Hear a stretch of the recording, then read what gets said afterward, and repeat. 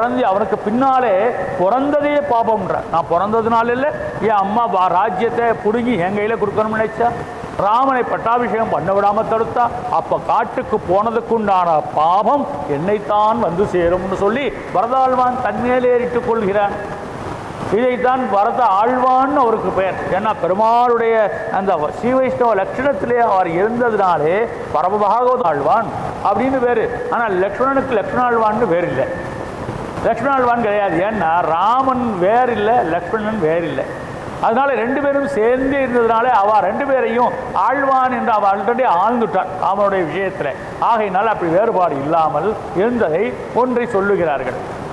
இன்னொரு உதாரணம், அங்கே திருமலையிலே திருப்பதி கீழ் திருப்பதியில் உட்கார்ந்து கொண்டு ஒரு வருஷ காலம் சுவாமி ராமானுஜர் ராமாயணம் காலக்ஷேபம் பண்ணிட்டு இருந்தார். ராமாயணம் படிச்சுட்டு இருந்தார். திருமலை நம்பி அப்படின்னு சொல்லக்கூடிய ஒரு பாண்டத்தில் உட்கார்ந்து ராமாயணத்தை ஒரு வருஷம் காலக்ஷேபம் பண்ணுறதுனா படிக்கிறதுன்னு அர்த்தம். ஒரு வருஷ காலம் படித்து கொண்டிருந்தார்.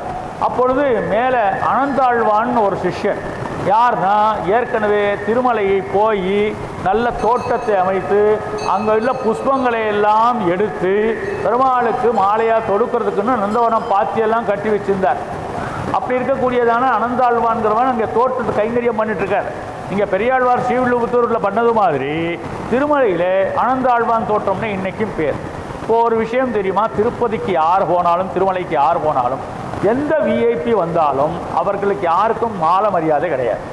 கவனித்து பார்த்துப்பீங்க. எந்த விஐபி வந்தாலும், ஜனாதிபதி வந்தாலும் சரி, பிரதம மந்திரி வந்தாலும் சரி, யார் வந்தாலும் அவர்களுக்கு ஒரு துணியை ஒரு வஸ்திரத்தை அவர்களுக்கு அன்பளிப்பாக கொடுத்து லட்டை கொடுத்து ஒரு ஃபோட்டோவை கொடுத்து அனுப்பிச்சி விட்ருவான்.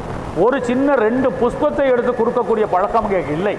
என்ன காரணம்னா, ஆதியில் கொஞ்சம் ஸ்ரீதேவியும் பூதேவியுமோட இந்த திருமலையப்பன் விளையாடி கொண்டிருந்தாராம். அப்படி விளையாடி கொண்டிருக்கிற பொழுது அங்கே ஒரு தொண்டைமான் சக்கரவர்த்தி, அவர் தான் இந்த ஆலயத்தெல்லாம் நிர்மாணம் பண்ணது. தொண்டைமான் சக்கரவர்த்தின்னு ஒரு சக்கரவர்த்தி, ஒரு ராஜா. அந்த நேரத்தில் பெருமாளை சேவிக்கணும்னு வந்துட்டாராம். அப்படி வந்தப்போ ஸ்ரீதேவியும் பூதேவியும் பெருமாளுமா சேர்ந்து விளையாடி கொண்டிருக்கிற நேரத்தில் அந்த தொண்டைமான் சக்கரவர்த்தி 3வது மனுஷன் வந்துடுறான். அப்படி வரவுமே இவருக்கு மகாலட்சுமி ஸ்ரீதேவிக்கு கூச்சமாக போச்சு. டக்குன்னு மார்பில் போய் மறைஞ்சு விட்டான். அப்படி தாயார் மார்பில் ஸ்ரீவஸ்தத்தில் போய் மறைஞ்சு விட்டான் ஸ்ரீதேவி. பூதேவி என்னடா பண்ணுறதுன்னா ஓடி போய் பக்கத்தில் ஒரு கிணறு இருந்தால் அந்த கிணத்துக்குள்ளே ஒழிஞ்சிட்டாலாம். ஆக 2 பேருமே 2 பக்கம் ஒளிஞ்சிக்கிட்டதுனால தொண்டைமான் சக்கரவர்த்திட்டு இப்போ என்ன விஷயம்னு பெருமாள் கேட்குறார். ஒன்றும் இல்லை, உன்னை சேவிச்சிட்டு போகலாம்னு வந்தேன். அது இதுக்குதான நேரம், ஸ்ரீதேவி கொஞ்ச நாளைக்கு குடும்பத்தோட நிம்மதியாக இருக்க மாட்டியா, எவ்வளோ உடனே சேவிக்கிறதுக்குன்னு வண்டியடி அப்படின்னு சொல்லி போயிட்டார். இது நடந்து ரொம்ப நாள் ஆயிடுச்சு. ராமானுஜர் காலம் வந்தது. ராமானுஜர் போய் எல்லாம் அப்படியே கோவிலெல்லாம் சுற்றி பார்த்துட்டு அந்த கிணத்துக்கு பக்கத்தில் போனால் பூதேவி நடுங்கிக்கிட்டு அப்படியே லஜ்ஜப்பட்டு அந்த கிணத்துக்குள்ளேயே உட்காந்துருக்கலாம். பார்த்தார் ஸ்ரீ ராமானுஜர், ஆஹா, இந்த கிணத்துக்குள்ளே என்னைக்கு நடந்த விஷயத்துக்காக பூதேவி இன்னும் அந்த விஷயம் முடிந்த மாதிரி தொண்டைமான் சக்கரவர்த்தி போய் ரொம்ப வருஷமாச்சே, இந்த பூதேவிக்கு இன்னும் அதை தெரியாமல் உட்காண்டிருக்காளே அப்படின்னு சொல்லிட்டு சீனிவாச பெருமாளை அங்கே ஒன்றாவது பெருமாள் இன்னொன்று ராமானுஜர் பிரதிஷ்டை பண்ணிட்டு பெருமாளுக்கு சாத்துபடி பண்ணக்கூடிய அத்துணை மாலைகளையும் எடுத்து கொண்டு வந்து படிகளைந்து அந்த கிணற்றிலே போட்டு விடுவார்கள். இன்னைக்கும் நடக்கக்கூடிய விஷயம். திருமலையில் அப்படி நிறைய விஷயங்கள் இருக்குது. அங்கே இருக்கக்கூடிய பெருமாளுக்கு சாத்துபடி பண்ண மாலை ஒரு சின்ன புஷ்பம், எவ்வளவு பூக்கள் தொடுத்து எவ்வளவு மாலைகள் தொடுத்து பெருமாளுக்கு அங்கே சாத்துபடி பண்ணுகிறார்கள். அது அத்தனையும் கொண்டாந்து அந்த கிணற்றிலே பூதேவிகிட்ட கொடுத்துருவாளாம். அதை வாங்கி அந்த பூதேவி அணிந்து கொள்வாளாம் பெருமாளுக்கு படிகளைந்தது. அப்போ அப்படி ஒரு பழக்கம் இன்றைக்கும் அங்கே திருப்பதியில் இருந்து கொண்டிருக்கிறது. திருமலை இங்கே ராமானுஜர் என்ன பண்ணுறார், திருமலை நம்பிட்டு காலட்சேபம் பண்ணி கொண்டிருக்கிறார், ராமாயணத்தை சொல்லி கொடுத்து கொண்டிருக்கிறார். அவர் அனந்தாழ்வான், ஆகா நம்ம ஆச்சாரியன் வந்திருக்கிறாரு திருமலைக்கு அப்படின்ட்டு திருமலையில் திருப்பதி கீழ் திருப்பதி அங்கே அங்கே இருந்து நெடுக வந்தார் அனந்தாழ்வான். வர்றபோது கையில் ஒரு புளியோதரை பொட்டம் பட்டிட்டு எடுத்துகிட்டு வந்தார். வர்ற பள்ளி சாப்பிடணுமேங்கிறதுக்காக. இப்போ தான் பஸ் விட்டாச்சு, நடந்து போனாலுமே 3-4 மணி நேரத்துக்கு நடந்து போயிடலாம். அப்போ வெறும் காடும் மேடுமாக இருந்த இடம், கொடூரமான விலங்குகள் இருக்கக்கூடிய இடம். இப்போ கூட சிறுத்தை வந்துடுத்து, யானை வந்துடுத்துன்னு சொல்லியெல்லாம் நம்ம பயமுறுத்திக்கிட்டு இருக்காளே. ஆகையினாலே அந்த மாதிரி இருக்கக்கூடிய வனாந்தர பகுதியிலே அனந்தாழ்வான் கீழே இறங்கி வர்றபோது ஒரு நடுவில் ஒரு இடத்துல உட்கார்ந்து புளியோதரை பொட்டத்தை எடுத்து அவுத்தார். சாப்பிடலாமே பசிக்கிறதுன்ட்டு பார்த்தா ஒரே எறும்பு கூட்டமாக இருக்குது. அந்த பெரிய பெரிய எறும்பாக இருக்குது. அடாடா புளியோதரை ஃபுல்லாக எறும்பாக இருக்கே அப்படின்னு நம்மளா இருந்தால் புளியோதரை எடுத்து ஃபுன்னு ஊதிட்டு சாப்பிட்ருப்போம். இவர் பார்த்தார், டக்குன்னு பொட்டலம் கட்டிட்டார். பொட்டலம் கட்டிட்டு திரும்ப கஷ்டப்பட்டு திருமலைக்கு மேலே ஏறி போனார். மேலே ஏறி போய் ஒரு ஓரமாக அந்த புளியோதரை பொட்டலத்தை அவுத்து வச்சுட்டார்.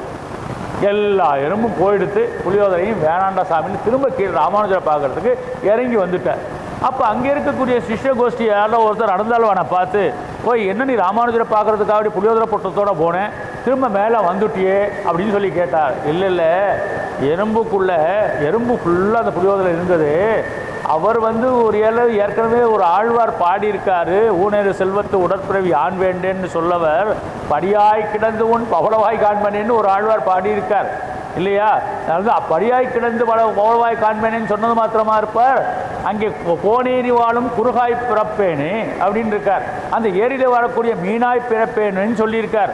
அப்போ குருவியா பிறப்பேன், அந்த திருமலையில் இருக்கக்கூடிய ஒரு மரமா பிறப்பேன் அப்படியெல்லாம் சொல்லி படியாய் கிடந்து செடியாய வல்வினைகள் தீர்க்கும் திருமாலே நெடியோனே வேங்கடவா நின் கோவிலின் வாசல் அடியாரும் வானவரும் அரம்பயரும் கிடந்து எங்கும் படியாய் கிடந்து உன் பவளவாய் காண்பேனேன்னு சொல்றாரு. இப்போ இந்த எந்த ஆழ்வார் எறும்பா பிறந்திருக்கார் நமக்கு தெரியலையே. அந்த அப்படி எறும்பா ஏதோ ஒரு ஆழ்வார் எறும்பா பிறந்திருந்தா அத்தை கொண்டு போய் கீழே இறக்கி விட்ட பாவம் எனக்கு வேணாமே. ஆகையினால்தான், ஏன்னா ஏதேனும் ஆவேன்னு பாடியிருக்காருல்ல. அப்போ பெருமாள் அதை கேட்டுன்னு தானே இருந்திருக்கார். அப்போ ஏதேனும் ஆவான் ஏன்னா எறும்பா கூட பிறந்திருக்கலாம், ஆழ்வார்களோ ஆச்சாரியரோ. அதனால அதை கொண்டு கீழே விட்டதோட பாபம் எனக்கு வேணாம்னுட்டு இங்கே கொண்டாந்து விட்டுட்டு மறுபடியும் திரும்பி கீழே போனார். போன உடனே அங்கே இருக்கக்கூடிய ராமானுஜரை போய் தண்டன் சமர்ப்பித்தார். அடியேன் அனந்தாழ்வான் வந்திருக்கேன்னு சொல்லி. அப்போ அனந்தாழ்வானை பார்த்து ராமானுஜர் கேட்டார், ஏன் திருமலையில் யாராவது சின்ன ஆட்கள் ஒருத்தர் இல்லையா, நீ ஏன் வந்திருக்கியே அப்படின்னு சொல்லி கேட்டார். அனந்தாழ்வான் சொன்னார், எல்லா பக்கமும் சுற்றி முற்றி பார்த்தேன் சுவாமி, அவருக்கு வயசுக்கு 90, சுற்றி முற்றி பார்த்தேன், எல்லாரும் பார்த்தா நான் தான் உள்ளதிலேயே ரொம்ப சின்ன ஆளாக தெரிஞ்சேன். அது பாருங்க அந்த பாவம். அப்படி அவர் ராமானுஜரை விட வயதில் மூத்தவராக இருக்கார் அனந்தாழ்வான். அவர் சொல்லுகிறார், என்னை காட்டிலும் யாரும் சின்னவர்களாக தெரியவில்லை. அங்கே இருக்கக்கூடிய சுற்றியை பார்த்தா அடியேன் ஒருவன் தான் மிக சாதாரணமாக அல்பமாக நான் ஒருத்தன் தான் இருக்கேன், தேவர் இது சேவிக்க வந்தேன்னு சொன்னாராம். அப்புறம் சுவாமி நம்மாழ்வார் சேர் அடியேன் சிறிய ஞானத்தன் அப்படிங்கிற அதான் வயறுவரம் மதுரப்பட்ட ஆழ்வார்கள் பண்ணின பாசுரத்தில் திருவாய்மொழிங்கிறது 1000 பாசுரத்துக்கு மேலே பாடின சுவாமி நம்மாழ்வார். நம்மாழ்வார் எந்த திவ்ய தேசத்துக்கும் போய் திருமாலை போய் பார்த்து பாடவில்லை பாசுரங்களை. எல்லா பெருமானும் புறப்பட்டு வந்து என்னை பாடு என்னை பாடு என்னை பாடுன்னு அப்படியே சாட்சாத்தா ஸ்ரீதேவி பூதேவியோட சங்கச்சரத்தை கேட்டு நின்னாங்க. இவர் பார்த்து அப்படியே உயர்நலம் உடையவன் எவனவன் மயர் வரம் அதிநலம் அருளினன் எவனவன் அயர் வரும் அமரர்கள் அதிபதி எவனவன் துயரரு சுடரடி தொழுதலன் மனனே பெருமாளை பார்த்து சேவிக்க ஆரம்பிச்சார். அப்படி பண்ணிட்டு தான் 1000 பாசுரத்துக்கு மேலே பாடி இருக்கக்கூடிய நம்மாழ்வாருடைய திருவாய்மொழி சாமவேத சாரமாக பண்ணினார் அப்படின்னு சொல்லிட்டு அதுக்கு பேருண்டு. அப்போ அப்படி இருக்க போய் சாதாரணமாக தன்னை சிறிய ஞானத்தன்னு சொல்லிக்கிறார் ஆழ்வார்னா, பெருசாக தம்மை ரொம்ப பெருசாக நினைத்து கொள்ளக்கூடாது அப்படிங்கிற சொல்கிறதுக்காக உற்பத்தியானது. இன்னொரு விஷயத்தை சொல்கிறார் சுவாமி நம்மாழ்வார். கூரத்தாழ்வான்னு ஒரு சிஷ்யர் அங்கே இருக்கார். அதாவது வள்ளீர்கள்னு சொல்லிட்டு நானே தான் ஆயிடுங்கிறதுக்கு உண்டான தாத்பரியம் இது. நான் தான் அந்த தப்புக்குரியவன்னு. கூரத்தாழ்வானை என்ன பண்ணுகிற, அங்கே கிருமி கண்ட சோழன் என்று சொல்லக்கூடிய ராஜா என்ன பண்ணுறான், ராமானுஜரை கூப்பிட்டு அவர் தானே எல்லா விதமான, அதாவது சிவம் பரதரம் நாஸ்தி அப்படின்னு எழுதி கொடுக்க சொல்கிறார். சிவாத் பரதரம் நாஸ்தி அப்படின்னு சொல்லி எழுதி கொடுக்கணும்னு ராமானுஜரை கூப்பிடுறார். ராமானுஜரை கூப்பிட்டவர் என்ன செய்கிறார், கூரத்தாழ்வானை அழைச்சி விட்டுறார் அவருடைய சிஷ்யர். ராமானுஜருக்கு பதிலாக கூரத்தாழ்வான் போகிறார். கூரத்தாழ்வான் பார்த்தா அவர் ராமானுஜர் இல்லைன்னு தெரிஞ்சு கொண்டு 2 கண்ணையும் குத்தி குருடாக்கி விடுகிறார்கள். யாரை? கூரத்தாழ்வானை. ராமானுஜர் எங்கேயே புறப்பட்டு நேராக மைசூரில் இருக்கக்கூடிய மேலக்கோட்டை ராமானுஜன் அங்கே செல்வநாராயணபுரம் வரை போயாச்சு. மைசூர் பக்கத்தில் மேல்கோட்டைன்னு ஒரு ஊர் இருக்குது. அந்த மேல்கோட்டையில் இருக்க திருநாராயணனுக்கு வைரமுடி சேவை ரொம்ப விசேஷம். ஒரு ஊரில் ஒரு விசேஷம் உண்டு இல்லையா? ஒரு இடத்துல நடை அழகு காண்பிச்ச பெருமாள் விசேஷமாக இருக்க, அங்கே வைரமுடி சேவை காப்பிட்ட மேல்கோட்டையில் நாராயணன் சொல்லி மேல்கோட்டை செல்வப்பிள்ளை அப்படின்னு பேர். அங்கே இருக்கக்கூடிய இடத்துக்கு போயிட்டார் ராமானுஜர். அப்போது கூரத்தாழ்வான் கண் போயிடுத்து. கூரத்தாழ்வானுடைய கண் போனதுக்கப்புறம் கடைசியில் ஒருத்தர் வந்து கேட்டார்,